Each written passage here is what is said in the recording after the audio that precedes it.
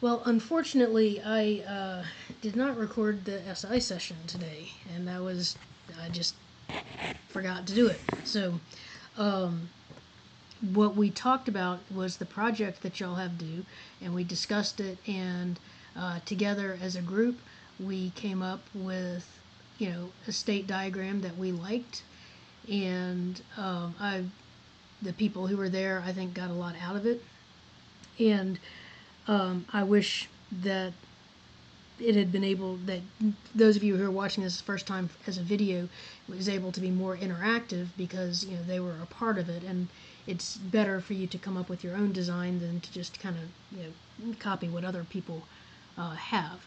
But I will show you what we came up with, and you can modify it however you want, or not use it at all, and some of the interpretations that we had, because you are free to make your own interpretations. If something seems like you could interpret it one way or the other, that's fine. You just need to figure out what your interpretation is.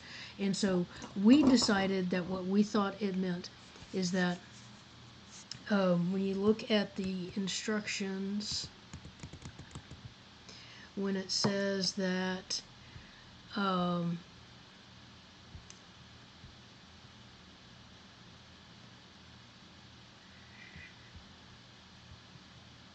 if someone presses the first floor button, then the elevator should go to the first floor, open the door, and remain on this floor with the door open for a small amount of time. Assume the elevator takes 1 clock cycle to travel from one floor to an adjacent floor, and that the door stays open for 2 clock cycles. So what we assumed was that we would have, when it got to a floor, it would have door open for 1 clock cycle, door open for the next clock cycle, and then door closed for the next clock cycle, so that we would have 2 door opens and then 1 door closed, and that's the way we interpreted it. We also interpreted a lot of don't cares, like for instance, if the door is already closed, then we don't really care if the door is closing and a sensor detects that an object is in the door's way, then the door remains in the open position. If the door's already closed, then we just don't care about that door sensor. And we also said that we interpreted the firefighter's call to ignore all other calls, meaning not to worry, not to worry about if the door is blocked. So, but you might decide that, well, that doesn't make sense. If the door is blocked, how could it move? So you could interpret that another way, but that is the way that we interpreted it. Ooh, and you're in luck. Mine just compiled. I'm gonna see if it runs.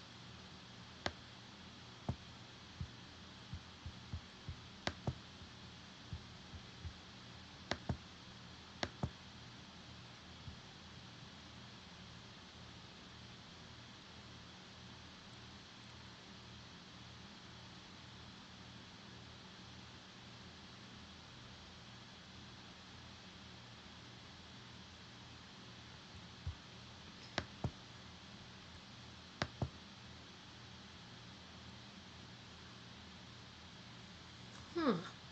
That is fascinating. Yeah, I didn't know it would do that. Okay. Well, I will tell you, mine is definitely not working, so I'm going to pause this and see if I can figure out what's going on before I tell y'all something wrong.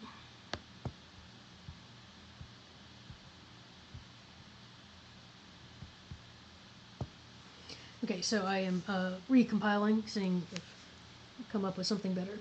So the way this project works is you have an elevator and you have 3 floors, floors 1, 2, and 3, and you have switches that you can set to call an elevator to a particular floor, and so the elevator will go to the floor and it will have its doors open for a short period of time, and then it'll decide what floor to go to next, if in fact it goes to any floor.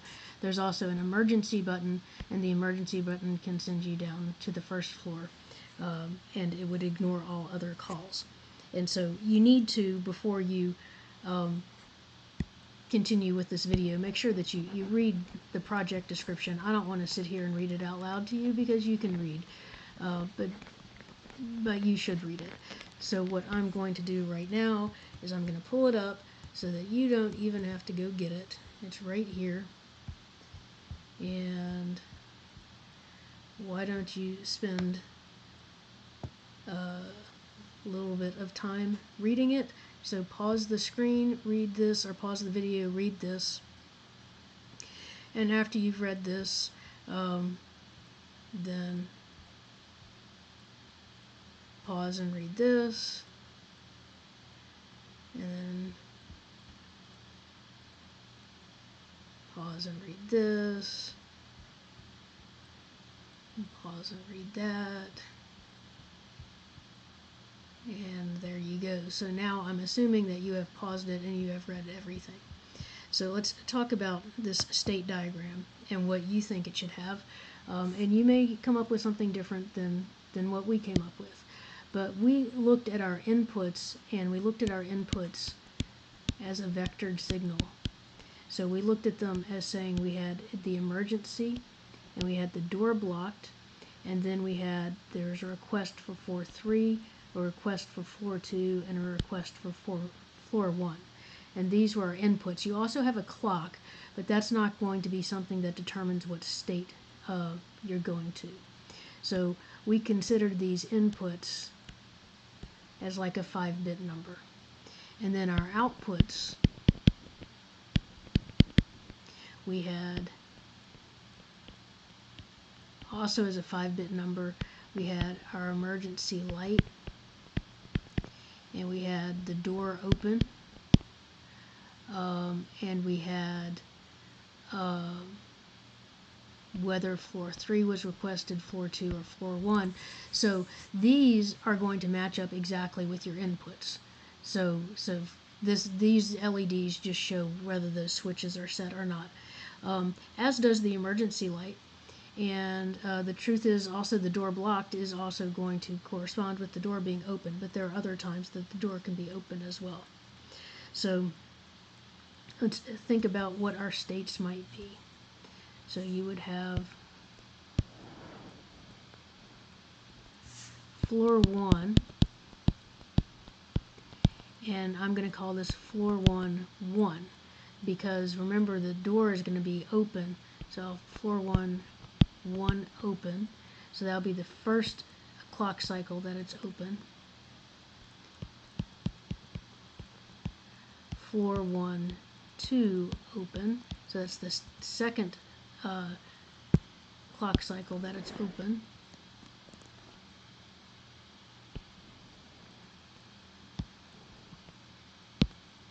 And then we would also have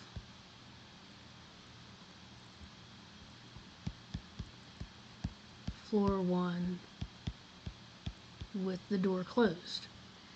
And then we'll have the same thing for our other floors.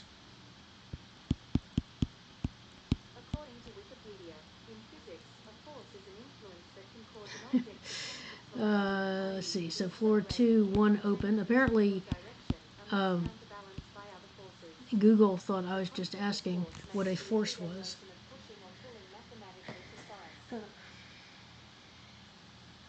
So floor 2, 1 open, floor 2, 2 open, and floor 2 closed. And we'll have the same for floor 3.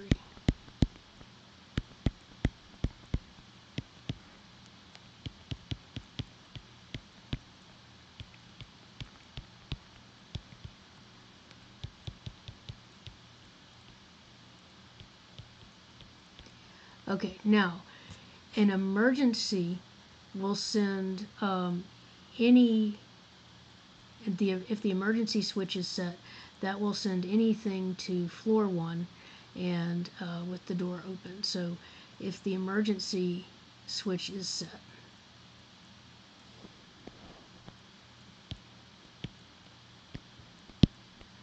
so this would be the emergency is 1.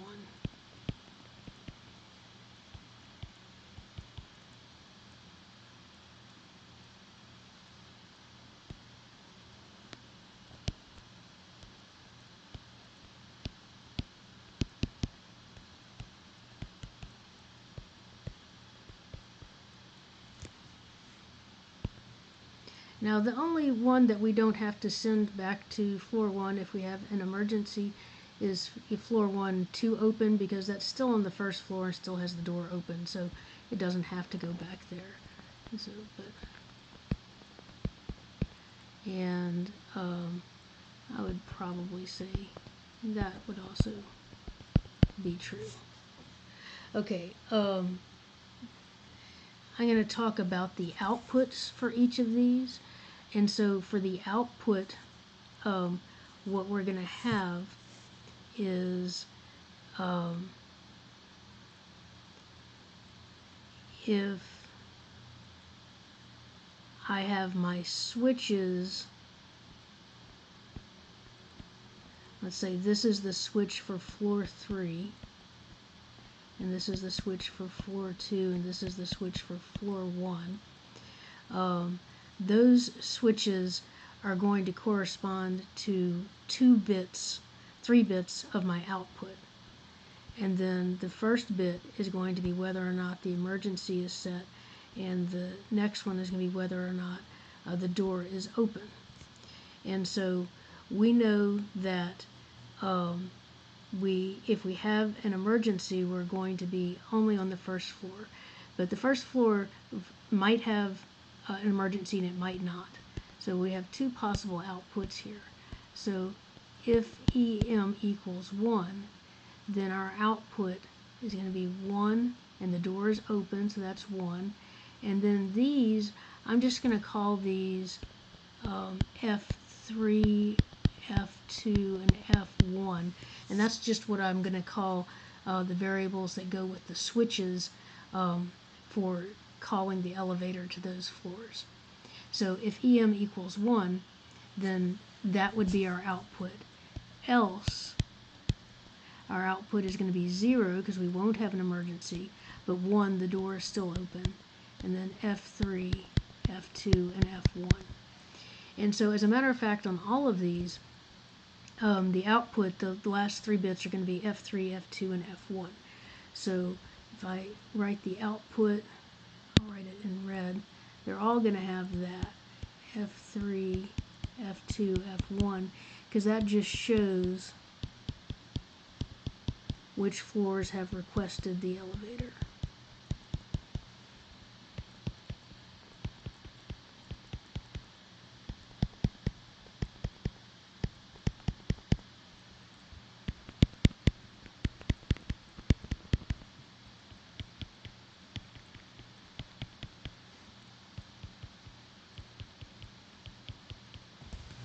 Okay, now we also have the bit right before these is going to show whether the door is open or not. So on the floors where it's open, we'll have a 1, and where it's closed, we'll have a 0.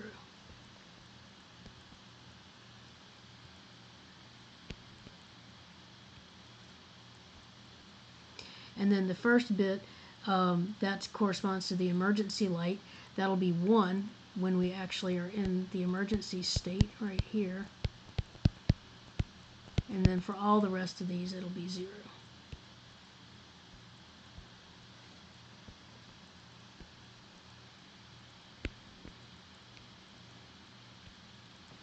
So that's that output.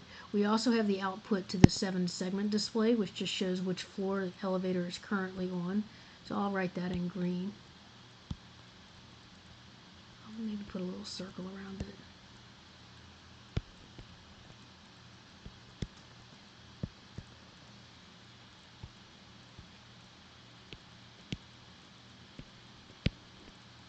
Okay, now we want to talk about, well, what input will take us to which floors. So if I am on the first cycle of having an open elevator, then I'm always going to go to the second cycle of having the open door elevator. The only reason I would not would be if the emergency button was pressed. Otherwise, I'm going to go to the next one. So this input would correspond to 0 for the emergency, and we really don't care if the door is blocked, and we also don't care if the other floors have been called because we have to stick on this floor for a little bit of time.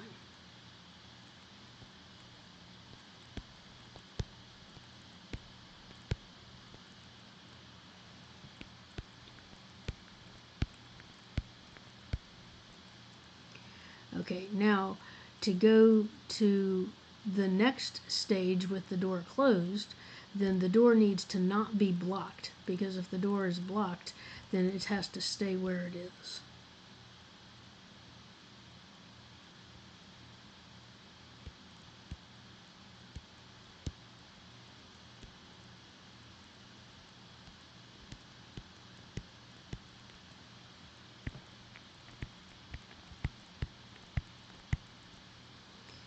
But if the door is not blocked, then it can go to this state.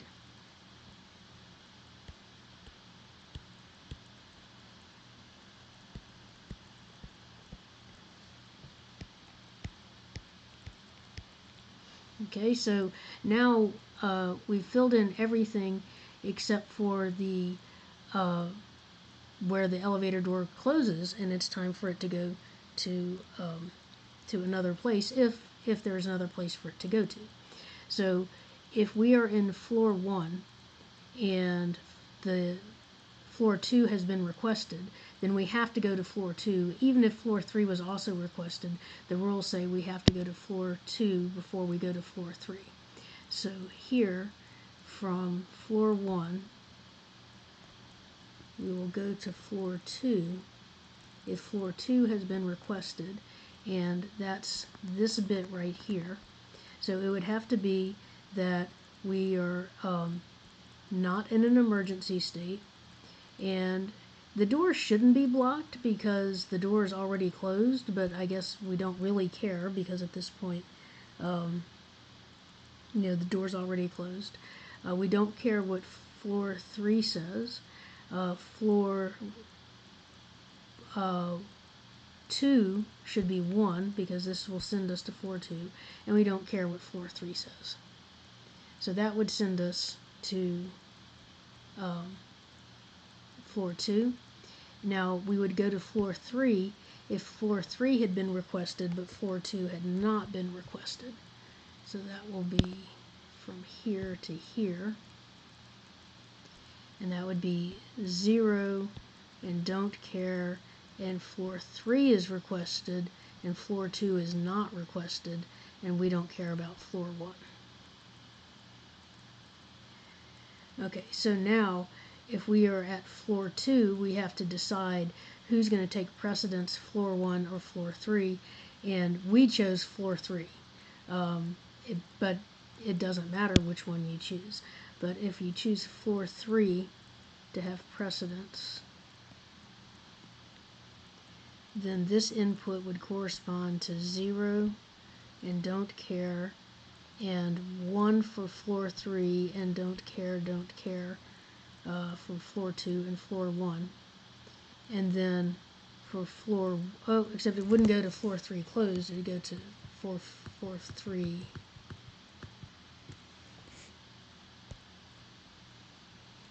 1.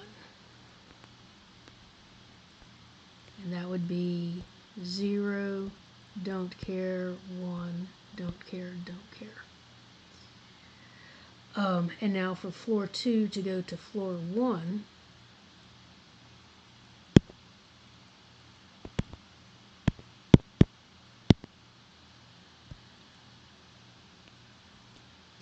that would be 0, don't care, and we would need a 0 for floor 3, because if we said if we had floor 3, you would go there first.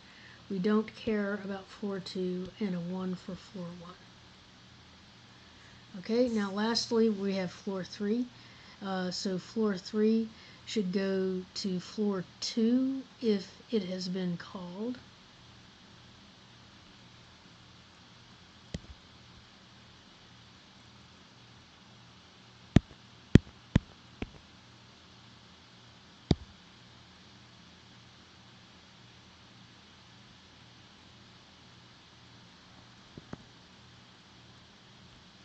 So this would be you'd have a 0 and a don't care, and we don't care about floor 3, a 1 for floor 2, we don't care about floor 1, and we would go to floor 1 if it had been requested but floor 2 had not been requested. So that would be a 0 and a don't care, and we don't care about floor 3. Floor 2 would be a 0 and a 1 for floor 1. And then we said the default for any floor was to stay where you were. And so if nothing had been selected or only floor 3 had been selected, then you would stay here. So the default is always going to be to stay where you are.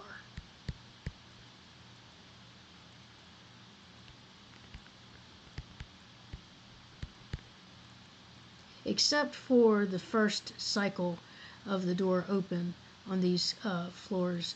If the door is open, then it should go to the next one. Although, oh yeah, that's true. So, so for all of these, you can also have the default being to stay where you are. So that's how we did the state diagram. You do not have to do it this way. You should experiment. This may not even be right. I don't have the program working yet, so don't know.